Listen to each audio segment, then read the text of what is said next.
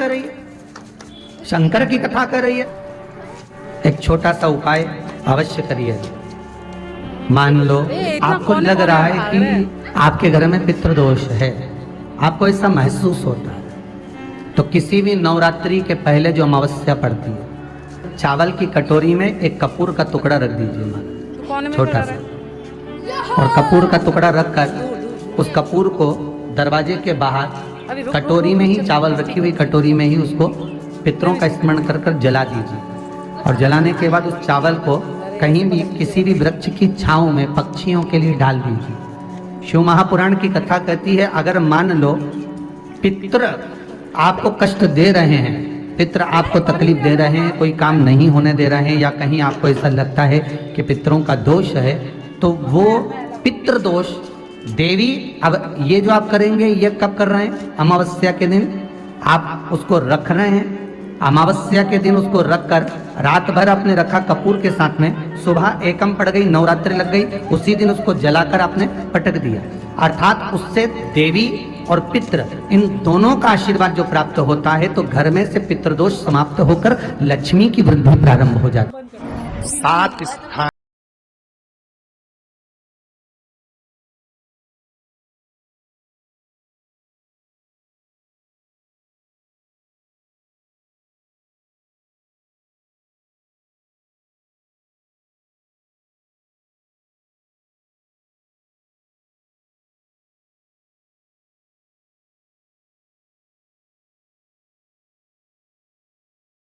कुंठ लोक का निवास दे गया।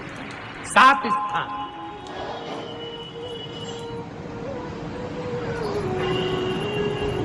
और वो 7 स्थान जो चंदन के बताए गए, पहला भगवान देवाधिदेव महादेव के शिवलिंग पर चंदन का लेपन।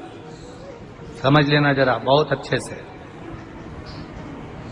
आपको लगता है स्वप्न में कोई मुर्दे दिख रहे हैं, या कोई जल रहा है, या कोई मर रहा है, या कोई चला गया है, ऐसा भय लगता है।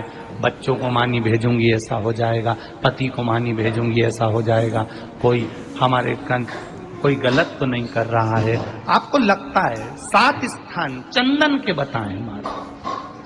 पहला शिवलिंग, दूसरा जहां गणेश जी का स्थान है, मालूम है ना सबको? जम के बोलो जरा, मालूम है ना सबको? जहां गणेश जी का स्थान है वहां अलग से गणेश जी बैठे, वहां नहीं। शिवलिंग में जलाधारी के ठीक सामने राइट में गणेश, लेफ्ट में कार्तिकेय, बीच में अशोक सुंदरी। तो पहला चंदन बाबा के शिवलिंग पर, दूसरा गणेश जी पर चंदन की उंगली, तीसरा षडानंद कार्तिकेय पर चंदन की उंगली, चौथा अशोक सुंदरी पर चंदन की उंगली, पांचवा जलाधारी पर चंदन की उंगली, छठा जो शिवलिंग का जल बह रहा है इसके ठीक विपरीत की ओर चंदन की उंगली, और 7वां चंदन नंदी के मस्तक के ऊपर जो 2 सींग लगे रहते हैं उस पर चंदन की उंगली।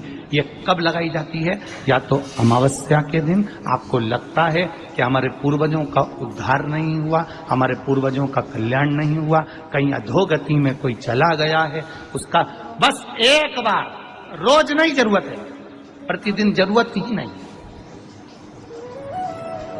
महीने में एक बार अगर अमावस्या के दिन भी आपने चंदन के थोड़ा सा चंदन अगर मेरे देवाधिदेव महादेव को 7 स्थान पर समर्पित किया है। अशोक यहाँ पर वर्णन कर रही है, मैना, धन्य और कला की कथा कर रही है।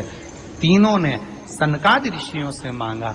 चंदन भगवान को अति प्रिय होता है, और चंदन ही एक ऐसा होता है जो पितरों को भी प्रिय होता है, जिसका स्पर्श मात्र लगने से पूर्वजों का कल्याण हो जाता है, वो चंदन है।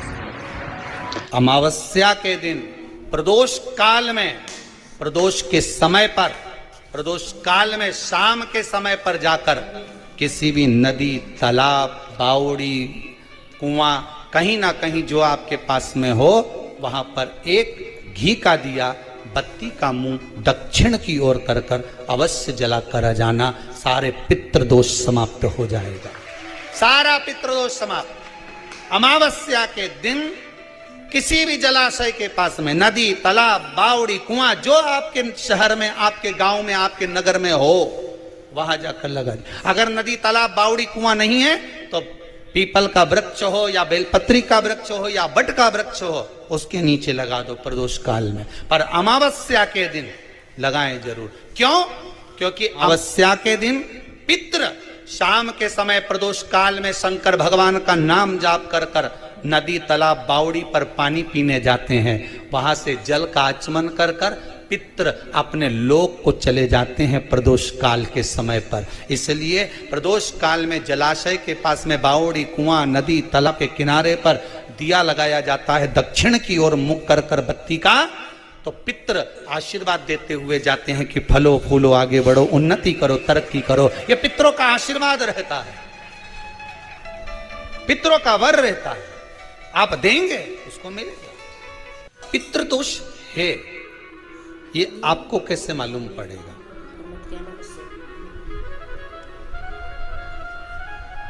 पितृ भूखे हैं, इसका तो वर्णन हमने पहले कर दिया कि रात्रि को जब आप सोने के बाद में 1-1.5 घंटे बाद अगर आपकी नींद खुल जाए, 1 घंटा 1.5 घंटा आप सो लिए, उसके बाद जो नींद खुली तो 1-1.5 घंटे तक अगर आपको नींद नहीं आ रही है, रात्रि को सोने के बाद में 1 घंटे बाद जब उठे तो आपको प्यास लग गई, भूख लगने लगी, प्यास लगने लगी कि मेरे को पानी पीना पड़ेगा, घबराहट हो रही, पानी पीना पड़ेगा।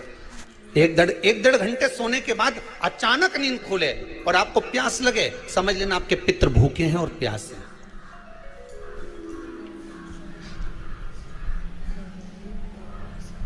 वो भूखे और प्यासे हैं, उनको जल की जरूरत है।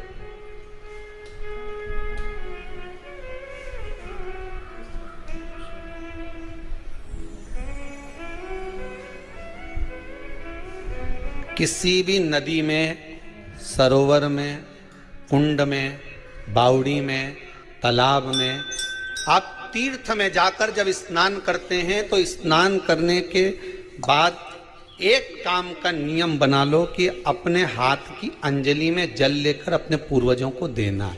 प्यासे रहते हैं, भाग मांगते हैं।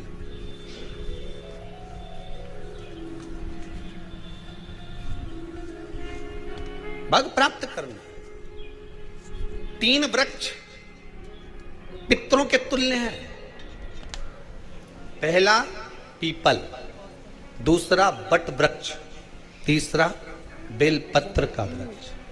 ये पितरों के तुल्य हैं।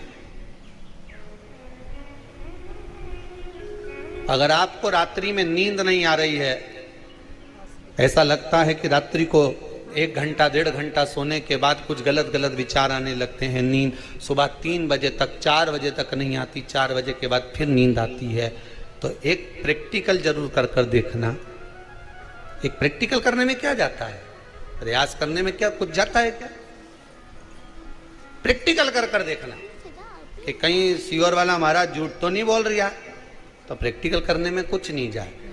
1 लोटा पानी लो, उसमें थोड़ा सा कच्चा दूध डाल लीजिए।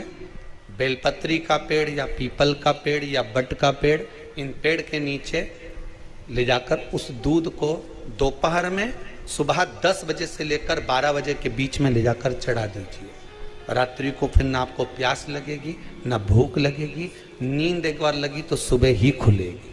प्रैक्टिकल करने में क्या जाता है? पानी डालने में तुम्हारा कुछ जाएगा? अरे बोलो तो सरी। हमें 10 रुपया का दूध जरूर उसमें, और तुम इतनी चतुर हो, इतना सारा दूध थोड़ी डालोगी, तो 2 चिल्ली डालोगे। कहाँ तुम इतना डालने वाली हो? है?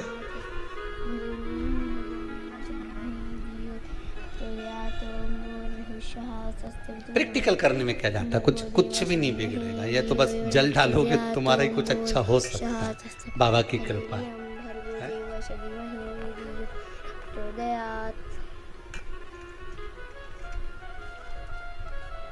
3 वृक्ष पितरों के तुल्य हैं। पहला जम के बोलिए पीपल, दूसरा बट वृक्ष, तीसरा बेलपत्री का वृक्ष।